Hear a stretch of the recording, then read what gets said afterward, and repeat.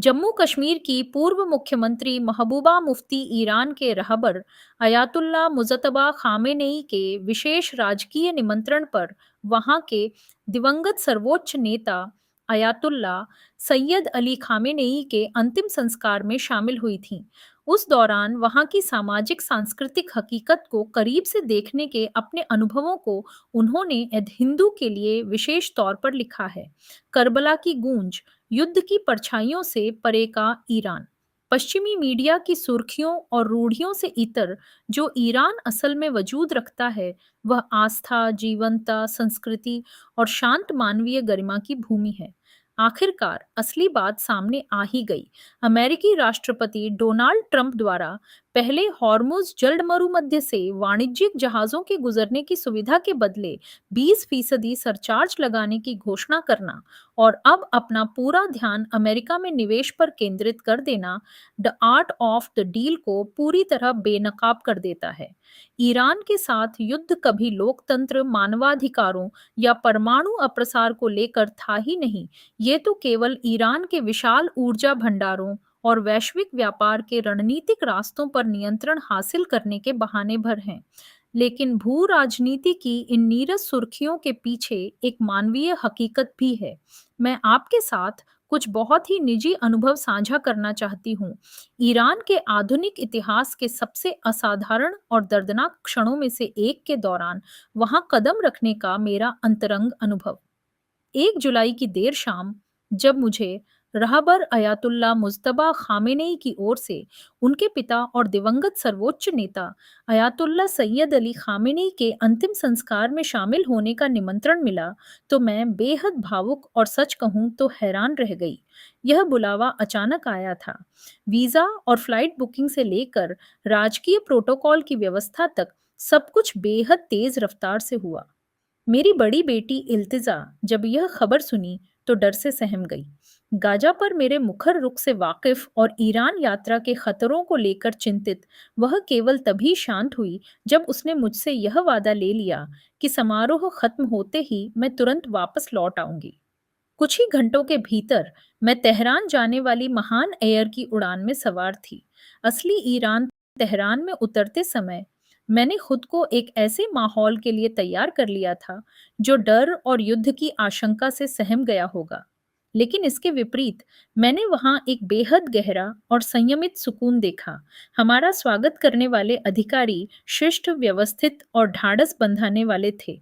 हवाई अड्डे का वीआईपी लाउंज दुनिया भर के राजनयिकों और नेताओं से भरा हुआ था।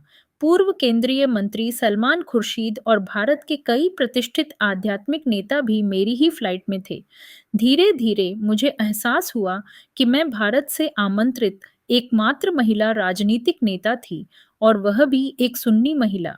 सांप्रदायिक मतभेदों से बंटे इस क्षेत्र में अक्सर समावेशी एकजुटता का यह भाव इस सम्मान को और भी बड़ा बना रहा था। हवाई अड्डे से हमारे होटल तक की बेहतरीन व्यवस्था हैरान करने वाली थी। वहां न कोई अफरा तफरी थी, न ही सेना की कोई घबराहट भरी हलचल।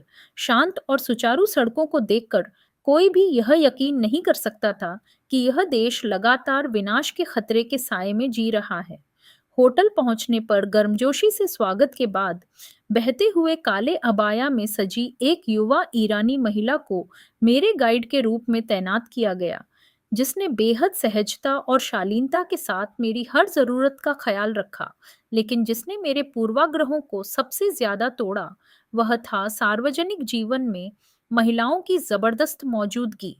हर कोने पर मुझे अबाया और हिजाब पहने महिला पत्रकार, ब्रॉडकास्टर और कैमरा ऑपरेटर दिखाई दी, जो पूरी पेशेवर ताकत और आत्मविश्वास के साथ अंतर्राष्ट्रीय प्रतिनिधियों के इंटरव्यू ले रही थीं। मैं ईरान में महिलाओं की उच्च साक्षरता दर और विश्वविद्यालयों, चिकित्सा व शिक्षा क्षेत्र में उनकी भागीदारी के बारे में लंबे समय से जानती थी। फिर भी उन्हें मीडिया परिदृश्य की कमान संभालते देखना, शांत और घरों में सिमटी ईरानी महिला की उस पश्चिमी छवि के बिल्कुल उलट था जो दुनिया को दिखाई जाती है। शब्दों से परे एक दर्द अगला दिन मेरी रूह पर हमेशा के लिए दर्ज हो गया। हमें दिवंगत अयातुल्ला और उनके परिवार के ताबूतों के सामने अंतिम श्रद्धांजलि देने के लिए ले जाया गया। अयातुल्ला के ठीक बगल में रखी उनकी 14 महीने की पोती ज़ाहरा मोहम्मदी गोलपायगनी के छोटे से ताबूत को देखने के लिए मैं बिल्कुल तैयार नहीं थी। उसकी तस्वीर, जिसमें उसके मुंह में अब भी निप्पल लगा हुआ था, छीने गए मासूम बचपन की एक दर्दनाक गवाही थी। उसे देखकर मेरा दिल दहल गया और मेरा ध्यान तुरंत गाजा के मलबे से निकाले जा रहे उन हजारों बच्चों की तरफ चला गया, जिनके चेहरे पश्चिमी स्क्रीनों पर शायद ही कभी दिखाए जाते हैं। एक मुसलमान के लिए वह दृश्य करबला की एक बेहद दर्दनाक गूंज की तरह था, जहां मासूमों और बच्चों को पानी तक नसीब नहीं हुआ और वे शहीद हो गए। 13 शताब्दियों के बाद ऐसा लगा जैसे करबला की त्रासदी दजला नदी के तटों से लौटकर तेहरान की सड़कों पर आ गई हो। यह एक ऐसा दुख था जिसे शब्दों में बयान नहीं किया जा सकता। फिर भी राष्ट्रीय शोक की इस घड़ी में भी ईरानी लोगों की गरिमा विस्मित करने वाली थी।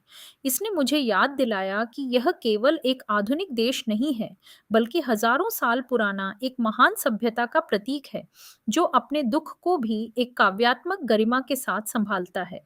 अपनी यात्रा के दौरान मैंने तेहरान में हुसैनिया जमारान का दौरा किया, जो इस्लामिक गणराज्य के संस्थापक अयातुल्ला रुहोल्लाह खुमैनी का ऐतिहासिक प्रार्थना स्थल और घर था। उस साधारण 3 कमरों के अपार्टमेंट के भीतर खड़े होना एक बेहद विनम्र अनुभव था। वह एक ऐसी जगह है जहां दीवारें ऐश्वर्य की नहीं, बल्कि आस्था और महान बलिदान की बात करती हैं। कितनी दुर्लभ बात है कि कोई वैश्विक नेता पूर्ण सत्ता हाथ में होने के बावजूद ऐसी सादगी में रहे।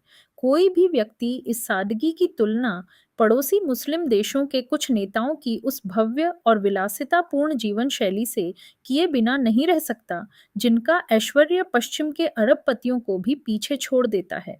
इन्हीं शांत पलों के दौरान मुझे वास्तव में समझ आया कि इतिहास में कश्मीर को ईरान ए सगीर यानी छोटा ईरान क्यों कहा गया है।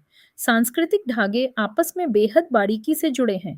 हमारे भोजन के मसालों में, हमारी भाषाओं के लहजे में, हमारी वास्तुकला के घुमावों में और अजनबियों का अपने घर में बेहद आत्मीयता से स्वागत करने के उस अनूठे गर्मजोश तरीके में। मैंने इस गर्मजोशी को रोजमर्रा के तेहरान की जीवंत विविधता में भी महसूस किया। महिलाएं अपनी पसंद के कपड़े पहने हुए थीं, कुछ पारंपरिक काली चादर में थीं, तो कुछ जीन्स के साथ रंग बिरंगे स्कार्फ पहने थीं, और कुछ युवतियां स्कूटर चलाती हुई हवा में बालों को लहराते हुए भागी जा रही थीं। वे खुलकर बात कर रही थीं, पुरजोर बहस कर रही थीं और सार्वजनिक जगहों पर पूरे आत्मविश्वास के साथ मौजूद थीं। एक आधिकारिक राजकीय समारोह में मेरी मुलाकात ईरान की 2 महिला सांसदों से हुई। वे देश के सर्वोच्च नेतृत्व के साथ ठीक पहली पंक्ति में बेहद आत्मविश्वास के साथ बैठी थीं। एक बार फिर पश्चिम द्वारा पेश की गई एकरस और दमनकारी छवि मेरी आंखों के सामने पूरी तरह ध्वस्त हो गई। युद्ध के मैदान से परे जीवंतता। मैं अपने साथ जो यादें लेकर लौटी, वे साम्राज्यों की राजनीतिक बयानबाजी नहीं थीं, बल्कि आम ईरानियों की फौलाद जैसी शांतचित्त जीवंतता थी। यह एक ऐसा समाज है जो दशकों से कड़े प्रतिबंधों और युद्ध के खतरों के भारी बोझ के नीचे जी रहा है। इसके बावजूद उनकी सड़कें बेदाग साफ हैं, उनके विश्वविद्यालय फल फूल रहे हैं और वहाँ के लोग एक बेमिसाल और गर्व के साथ जीते हैं। वे इस बात की मिसाल हैं कि देशों को टीवी स्क्रीन, भू राजनीतिक भाषणों या सैटेलाइट तस्वीरों के जरिए नहीं समझा जा सकता। मैं भारी मन से कश्मीर लौटी, लेकिन एक अटूट सच्चाई के साथ। युद्ध के धुएं से परे वहाँ एक बेहद खूबसूरत प्राचीन समाज बसता है, जो सबसे कठिन समय में भी अपनी गरिमा, अपनी संस्कृति और अपनी इंसानियत को बचाए रखने के लिए पूरी तरह संकल्पित है। ईरान से लौटते समय मुझे बस एक ही मलाल रहा कि अपने बेहद व्यस्त कार्यक्रम के कारण मैं वहाँ के कुछ सबसे पवित्र धर्मस्थलों के दर्शन नहीं कर सकी। शायद इस बार ऐसा होना मंजूर नहीं था। मैं बेहतर दिनों में इन पवित्र स्थानों पर दोबारा जरूर आऊंगी,